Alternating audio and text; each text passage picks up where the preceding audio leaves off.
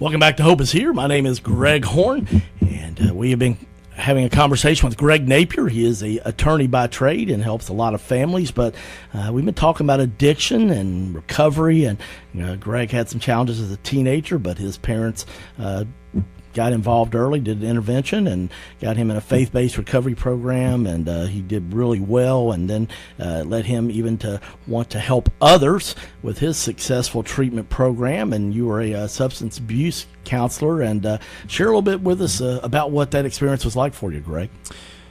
Yeah, the program that we had was, I mentioned more yesterday, but it was long-term intensive, and it was very much peer-based.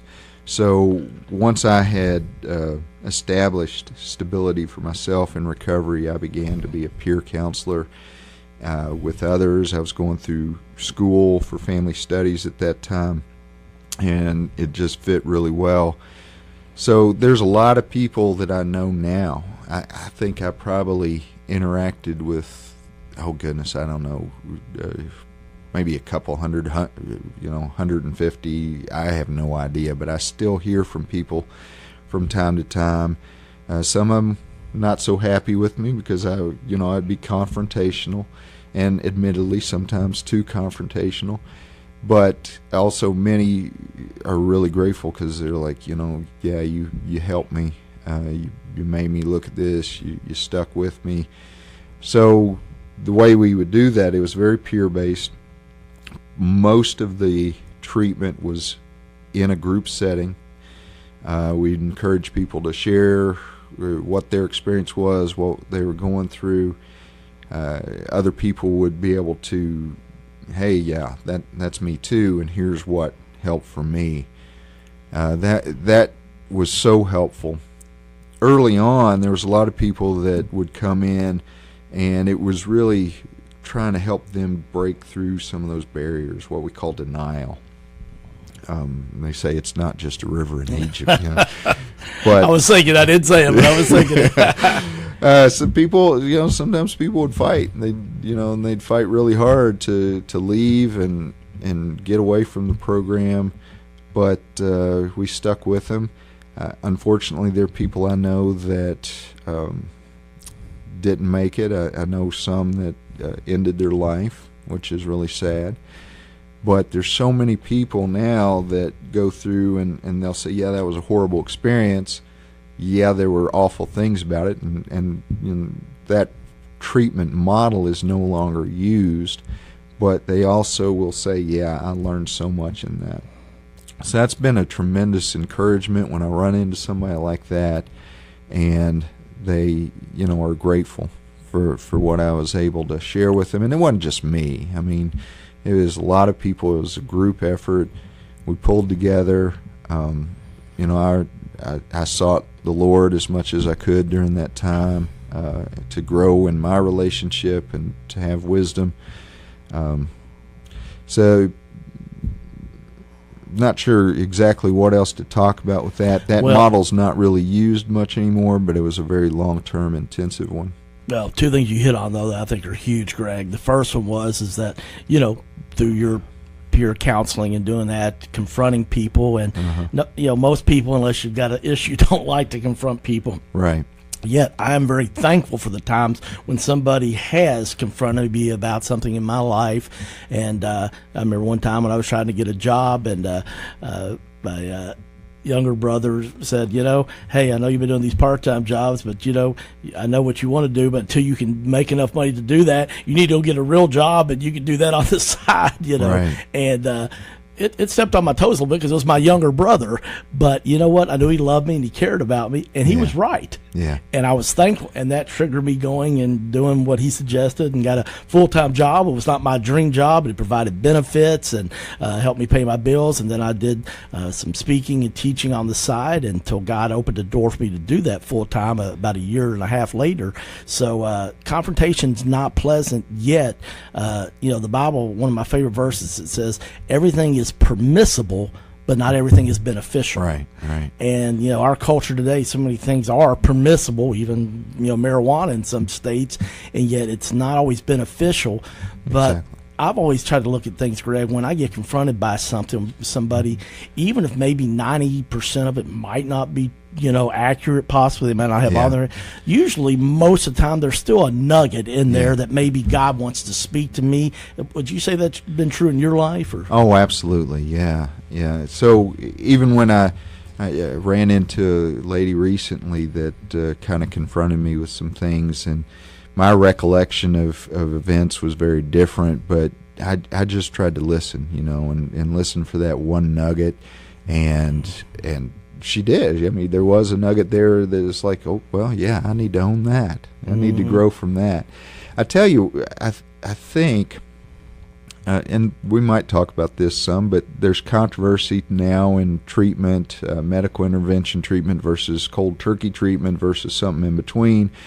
But I'm pretty confident. One of the things I learned, one of the things I saw, one of the things that made a difference for me and others, and I think everybody would still agree, the key is having somebody, and preferably many people, that will persevere with you, that they will stay with you, that just the fact that they keep sticking in your life, no matter how obnoxious you may be, communicates a value, communicates a hope. And I think that's one of the things that I was able to do as a counselor then, I still try to do now, is staying in somebody's life and just hanging on, not giving up, not walking away and saying, well, forget you, because that, you never know when it's going to kick in for that person and go, oh, thank goodness that my parents stuck in there, thank goodness that I kept the support of my family, even if my family put the fun in dysfunction, thank goodness they stuck around. Absolutely. And held on to me. So, yeah, that's probably the biggest takeaway, and the thing that still is key in every treatment program today. There has to be that kind of commitment and follow through. And the thing yet, though, for the person on the flip side, if you're fortunate to have some people that are willing to invest and persevere, as you said, because that's what it is sometimes. You don't feel like doing, but you just persevere with somebody to help them. But yet, if those people that are struggling, whether it's with, whatever type of addiction, whether it's narcotics to alcohol to shopping, whatever it is, pornography, yet if they're not honest with the accountability or the person, then it's hard to have healing, isn't it? Yeah, absolutely. And that's even now today, as an attorney, it's hard to share this part of my life. It's not like I need to keep sharing it for my benefit, but sometimes, just like this, it's important to share this part of my life and be honest about this part of my life, because it might encourage someone else. But absolutely, it takes that honesty, it takes openness, being able to share and receive that love. Well, talk about the type of law that you've been practicing over the past few years. Sure. I do a lot of family law, and probably the part of family law that relates most to our topic today is representing people in neglect and abuse cases. I do all kinds of family law, and I do other practice areas as well, business, small business help, and bankruptcy. But with family law, there's everything from adoption to hopefully being there for somebody going through the divorce and encouraging them. Even if I'm walking through a divorce with them, hopefully I'm communicating a witness of, hey, this doesn't have to be contentious, and hey, are you really sure that this is a path you want to take? But the part that relates most to what we're talking about is in what I call neglect and abuse court, and I see so many parents coming in there who have let drugs take over and impact their life, and as a result sometimes they lose their kids, and they have to go through treatment, and it's so hard finding treatment. The resources aren't there. Finding good treatment isn't necessarily there.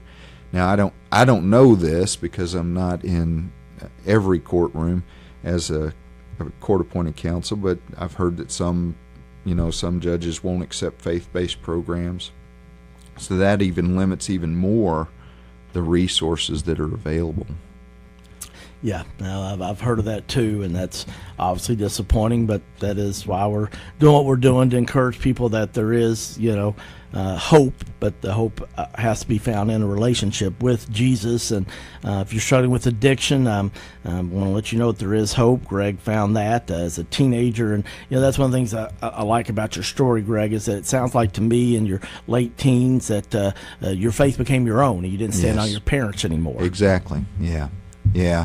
And it was, I think my experience, my encounter with Jesus when I was 7, it was very real and genuine, and there was something that God blessed in that and held on to. I think in a way He put a seal on me when I prayed that prayer as a 7-year-old. He put a seal on me and held on to me, because there were many times, actually, I probably shouldn't be alive still. However, through this process of looking and at myself and struggling with this, in that struggle, my faith became deep and became my own, and I just began to cling to God. Well, I'm glad you did. I'm glad to know that God never wastes a hurt in our life. And I'm talking with Greg Napier, and we've been talking about addiction and recovery and just a lot of helpful stuff. If you missed any of our first 2 programs, go to our website, hopeishere.today. And Greg, we got about a minute and a half left, and we didn't plan on talking about this, but I want to give you this opportunity because I think it's important to have people of faith in our government, and you're running for the first time here for a public office. Share a little bit about what you're doing and why you're doing that. Sure. I am running for family court judge here in Fayette County. Many people know Tim Philpott, who retired as judge, and his spot's open. And I just feel like this is kind of a culmination of my life. A culmination of my experience as a teen, then as a counselor for drug rehab, seeing the drug issue from both sides, knowing what people really go through. And then after that, I was an in-home counselor for families in crisis. Well, in family court, we've got people in crisis, families in crisis all the time. And I even spent a few years as a child protection worker after that. And again, all those things point towards having this perception and this understanding of what families are going through. Then I went to law school, and I practiced law, family law, for over a decade. But and those experiences don't necessarily change the law or what I would do with the law, in the sense of, hey, I'll always rule this way. No, I can't say that. I'm going to apply the law the way it's written and interpret it the best possible way. However, what these experiences do is shape the way I approach people that come before me. It helps me to understand the struggles. Even having raised a child to adulthood and having 2 teenagers shape the way that I understand and apply the standards that are within the law, and be able to convey to the people in front of me compassion, but also make decisions and be firm. So that's why I'm doing it. Well, I'm glad that you are. I'm excited for you. I appreciate you stepping out in faith and doing this. I know it's a lot of hard work, and appreciate that you're willing to do that, your family's support, and I know that means a lot to you. But that's Greg Napier. He's been our guest the past few days, and hope that you will pay attention there when you go to vote. He's got a great first name, Greg, so you can remember that, same as mine, but Greg Napier. But I'm Greg Horn. Thanks for tuning in for Hope is Here. We'll see you next time. CMI is your full-service human resources provider in Central Kentucky. For 15 years, CMI Human Resources has taken great pride in helping organizations and people work.